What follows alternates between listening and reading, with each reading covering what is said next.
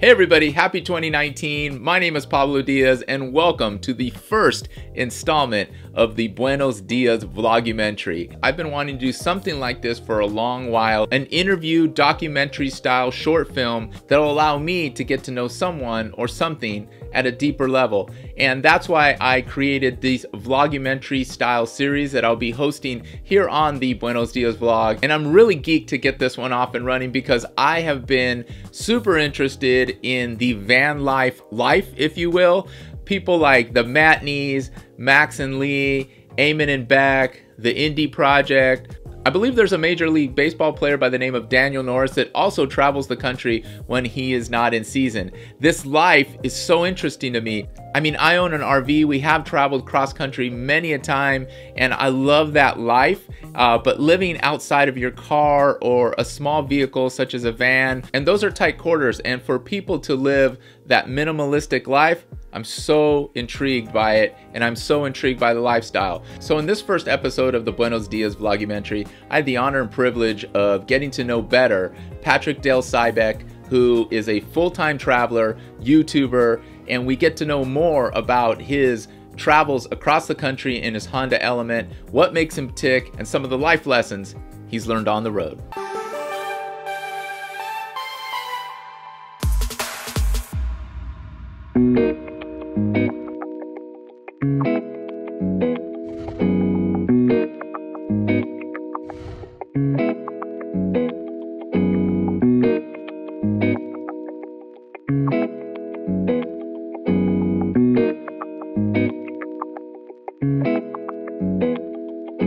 Grew up in Port Jervis, New York. Same old, well, I mean, I guess not same old. When you grow up with one of 12, it's interesting dynamic. Lots of different, it's just never a dull moment, really. I mean, never had my own room, so I made my own room. We are always in hospitals. Like once a year, we are always in a hospital, getting the new batch of kids. So my mother and my father, and then 12 kids, including myself, over the course of 25 years. They popped out 12. So it's like one every year or so. Well, we only had one bathroom for the longest time, so, and we only had like 30 minutes for all of us of hot water. So there was just never any hot water. Or you had to learn to be patient, so maybe. And you always fought. In the end, the lock got knocked off of the door, so there was no privacy. We were always pranking each other by flushing the toilet or just bombing somebody, throwing ice over the shower or whatever. It would basically be, hey, how mean can we be to each other? Because we never were away from each other. There was always like at least 3 people in a room, or maybe even 4, and it was always tight quarters, so you learn to be together and make it interesting, I guess.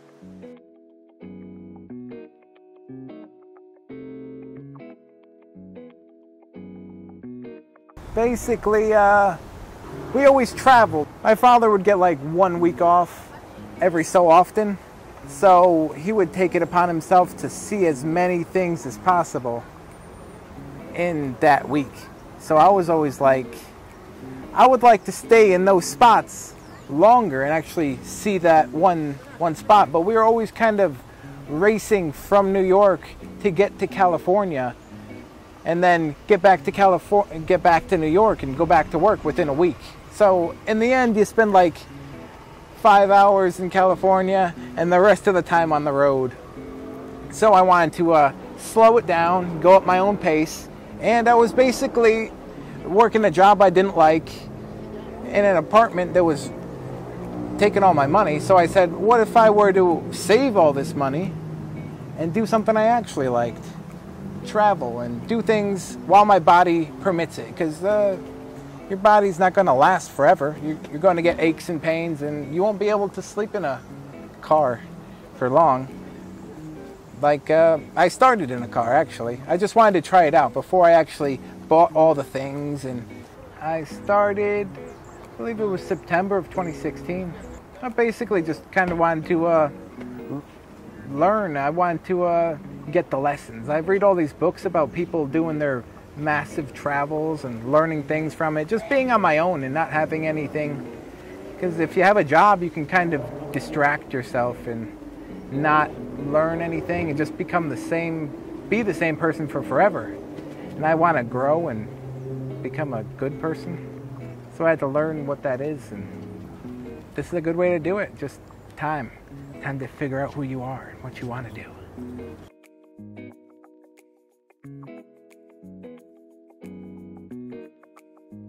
Well, I started YouTube originally. It was a tech channel, but then I got burned out on tech, and I was like, I want to do this, but I'm doing that, and I don't want to finish YouTube. I don't want to just quit.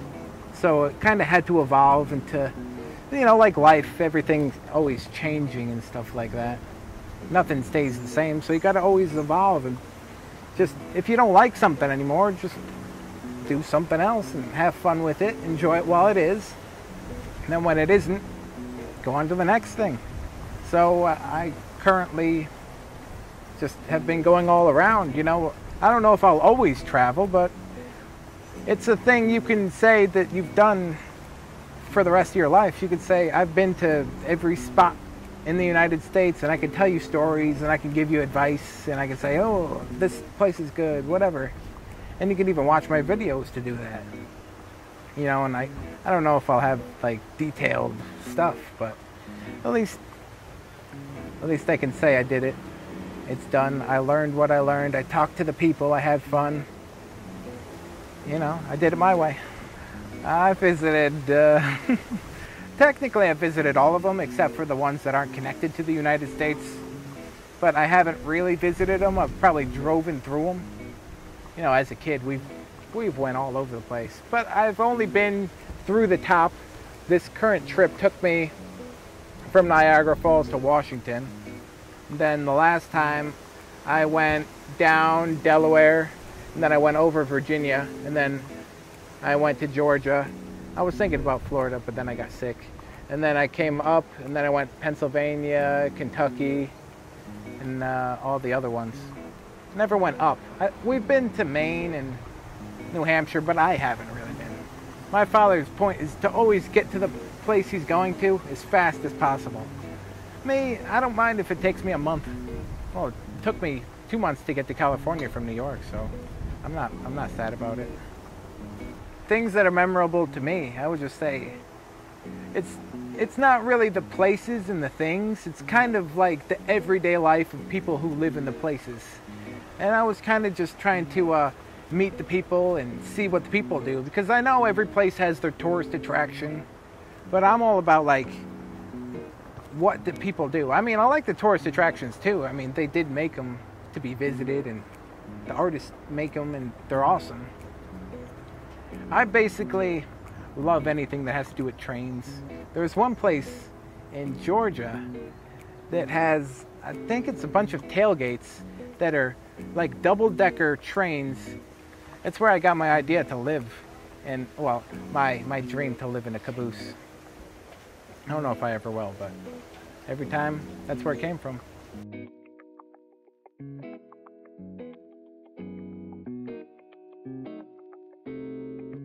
Life on the road has changed me. It's interesting because you actually don't even it becomes so second nature you can't even know there was a change made. But then when you look back on the videos you made, you can actually see you're a different person, and you just don't like to do X. And I basically I drop the things I don't want to do when I don't not like myself for it, and just know I don't want to do that anymore. Let me focus my efforts on something I want to do. No, I don't want to drive an airplane. I know that. It takes a lot of work.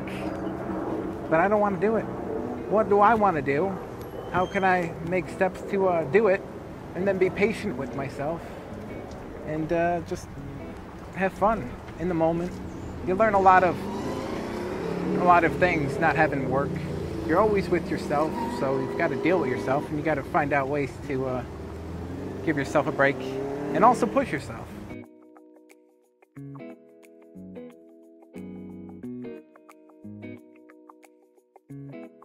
Well, Well, if it rains, you're kind of stuck in here. Or you gotta find a spot to chill out for a bit. It gets cold sometimes. Sometimes it gets lonely. But that's also everything you can take these challenges. You could take them as challenges, actual challenges to push yourself and go find a way to not be lonely, or go find a spot that'll be warm and has a roof that I can stand up in.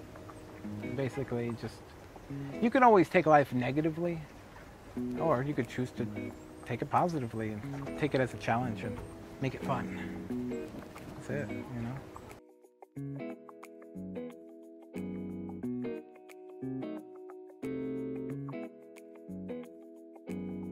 Some of my goals, I guess that's why I'm on the road, to find out what I want. A lot of people just never find out what they want and then they die. I don't know if that was due to 2 people in my family dying and potentially never getting what they came into life saying they wanted. But I mean, in a way, if they didn't do what they did, I wouldn't be here either, so I guess, thank you. But, I don't know. I'd like to have community and family and stuff like that. And I'd like to have a fulfilling job. But what and how and where? It's not like I want to jump out of an airplane and all I need to do is get enough money to buy a Lamborghini or something. It was never a material thing. It's kind of like travel-y things. Experiences over things, because then I need to put a thing in a spot and then I need to pay for that spot, and then now I'm stuck doing something I don't want to do. So it's kind of just always keeping myself in check. And some of the things that I learned along the way and in life, I have a lot of videos about things that I've learned along the ways, and I try and put them out there so I don't forget myself. That way, if I work on the video long enough, I'll kind of cement it into my brain. You know, I read books and I try and learn things the easy way, because learning things the hard way is just kind of stupid. But I guess we're hard-headed enough that we have to learn it the hard way a bunch of times, maybe for the rest of our lives. We just never learn the, well, maybe I should just take somebody's word for it. No, never. Maybe I should. But just be easy. The world wasn't made in a day. And neither will your career be. Everyone you're watching, you're only watching the good parts of their lives. It took them 10, 20 years, their whole life, to get to the point they are. It takes time to get to the point. Just, that's it. It's an interesting life, so take it day by day. Try and learn the lessons life's trying to teach you.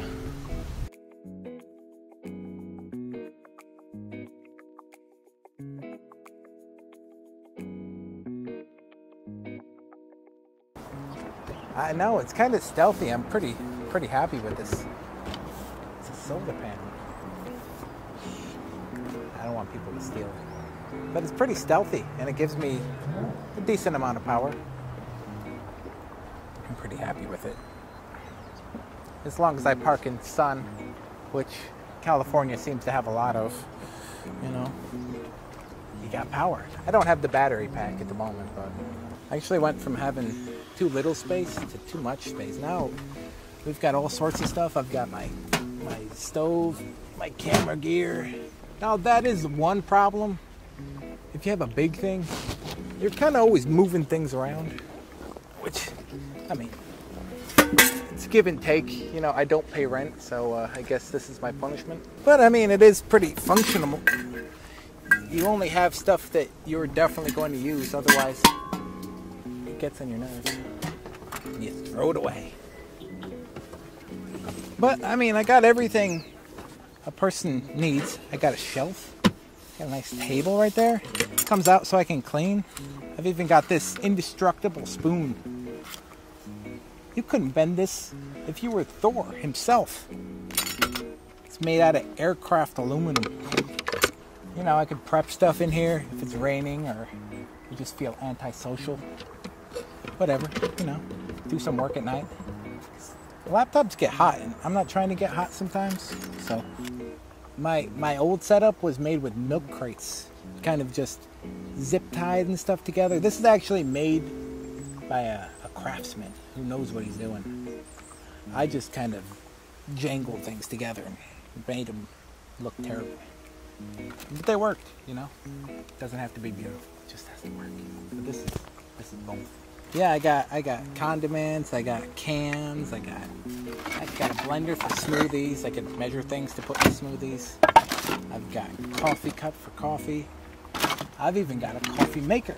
Oh, I love BLM land. That's my favorite. Basically a bunch of the government owns a lot of land that they do nothing with. So you basically just camp on it. There's free dispersed campsites, national forests, national parks, lots of Montana. Beautiful. Montana, basically places people say there's nothing there. Well, there isn't anything there, so you can camp. There's nobody there. It's just beautiful. You and nature and yourself just camping for free. I got something for you to pin up there.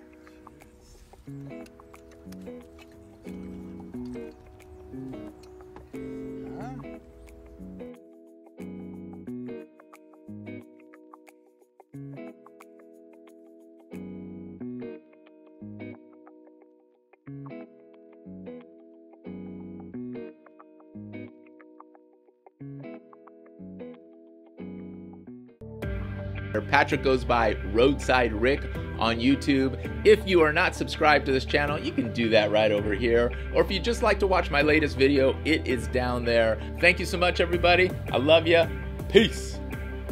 Wait a minute. You're supposed to put a peace sign up. Peace.